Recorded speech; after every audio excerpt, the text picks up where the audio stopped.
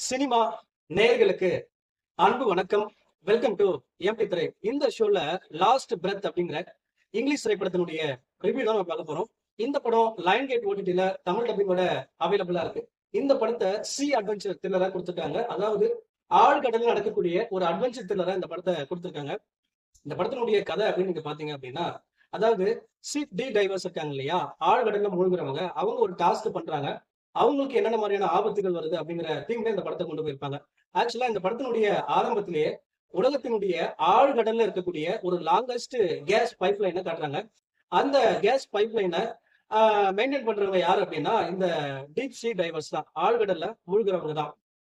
அப்ப இவங்களுடைய வேலை என்ன அப்படின்னு பாத்தீங்கன்னா, இவங்க கடல்ல இருக்கக்கூடிய ஒரு கப்பலுக்கு போறாங்க. அந்த கப்பல்ல இருந்து ஆழ்கடல்ல இருக்கக்கூடிய ஒரு பிரஷர் சேம்பருக்குள்ள போறாங்க. அதாவது கடலுடைய பிரஷரை அப்பதான் அவங்களால தாங்க முடியும். அந்த பிரஷர் சேம்பர்ல இருந்து பெல் அப்படின்னு சொல்லப்படுற ஒரு லிஃப்ட் வழியா அந்த கேஸ் பைப் லைனுக்கு போறாங்க. அங்க போயிட்டு அவங்க வந்து பாத்தீங்கன்னா, அந்த பைப் லைன்ல ஏதாவது பிரச்சனை இருந்து அப்படின்னா அதை மெயின்டைன் பண்ணுவாங்க. இதான் இவங்களுடைய வேலை.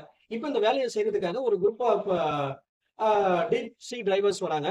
இதுல யாரா இருக்காங்க அப்படின்னு வந்து பாத்தீங்கன்னா, டங், டேவ், அப்புறம் நம்ம ஹீரோ கிறிஸ் லெமன்ஸ், இவங்க எல்லாம் இருக்காங்க. ஹீரோயின் வந்து பாத்தீங்கன்னா தரையில ஹீரோவுக்காக வெயிட் பண்ணிட்டு இருக்காங்க. அப்பவே நமக்கு தெரியும் கடலுக்கு அடியில ஹீரோவுக்கு ஏதோ நடக்க போகுது அப்படின்ற மாதிரி. எதிர்பார்த்த மாதிரியே கடலுக்கு அடியில ஹீரோ வந்து சிக்கிக்கிறாரு.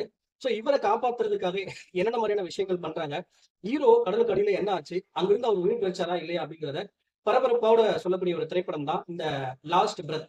இந்த படத்தை பத்தி அலசணும் அப்படின்னா, உண்மை சம்பவத்தை மையமா வச்சு இந்த படத்தை எடுத்திருக்காங்க.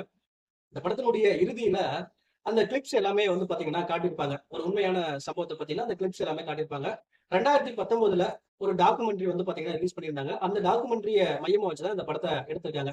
அதே போல இந்த படத்துல அந்த இந்த மிஷனை செய்யறதுக்கு முன்னாடி அவங்க எப்படி ப்ரிப்பேர் ஆகுறாங்க அப்படிங்கிற விஷயத்த எல்லாமே காட்டியிருப்பாங்க. அது எல்லாமே பயங்கர டீட்டெயிலிங்கா ரொம்ப நீட்டா காட்டியிருப்பாங்க. பாக்குறதுக்கு ரொம்ப இன்ட்ரெஸ்டிங்கா இருந்துச்சு. அதே போல அந்த ரெஸ்க்யூ மிஷன் இருக்கு இல்லையா, அது எல்லாமே ரொம்ப நீட்டா பரபரப்பா எடுத்திருந்தாங்க. குறிப்பா ஹீரோ பொழைப்பாரா பொழைக்க மாட்டாரா, அந்த போர்ஷன்ஸ் எல்லாமே வந்து பாத்தீங்கன்னா பயங்கர பரபரப்பா ரசிக்கிற மாதிரி எடுத்திருந்தாங்க. அதே போல அந்த ஹீரோவுக்கும் ஹீரோயினுக்குமான அந்த லவ் போர்ஷன்ஸ் கொஞ்சம் தான் வரும். பட் சிம்பிளா இருந்தாலும் கொஞ்சம் நீட்டா ரசிக்கிற மாதிரி எடுத்திருந்தாங்க அந்த லவ் போர்ஷன்ஸ். ஒரு 1.5 மணி நேரத்துக்குள்ள முடியக்கூடிய ஒரு படம். குயிக் வாட்சாவே பார்த்துடலாம். உண்மை சம்பவம் அப்படின்றதுனால ஒரு பயங்கர எக்ஸைட்டிங்கா தான் இருந்துச்சு பாக்குறதுக்கு. விறுவிறுப்பாகவும் போச்சு. ஓரளவுக்கு வந்து பாத்தீங்கன்னா ஒரு ஒரு டீசென்டான மூவி அப்படின்னே சொல்லுவேன். ஆனா இந்த படம் ஒரு பயங்கர பரபரப்பான, ஒரு பயங்கர சர்வைவல் த்ரில்லரான மூவி அப்படின்னு கேட்டீங்கன்னா, அந்த அளவுக்கு ரொம்ப பயங்கர பரபரப்பான மூவி அப்படின்லாம் இல்ல. ஒரு சிம்பிளான ஒரு சர்வைவல் த்ரில்லரா இந்த படத்த குடுத்திருக்காங்க. அதுவும் உண்மை சம்பவத்த மையமா வச்சு குடுத்திருக்காங்க அப்படின்றதுனால, தாராளமா நீங்க ஒன்ஸ் இந்த படத்த நீங்க ட்ரை பண்ணி பார்க்கலாம். அடல்ட் கன்டென்ட்ட பொறுத்தவரைக்கும் ஒரு சின்ன லிப் லாக் சீன்ஸ் இருக்கு. மத்தபடி தாராளமா இந்த படத்த பார்க்கலாம். இந்த படத்துக்கு எம்பி திரை குடுக்குற ரேட்டிங் 5/3. அடுத்த விமர்சனத்துல சந்திக்கிறேன். நன்றி, வணக்கம்.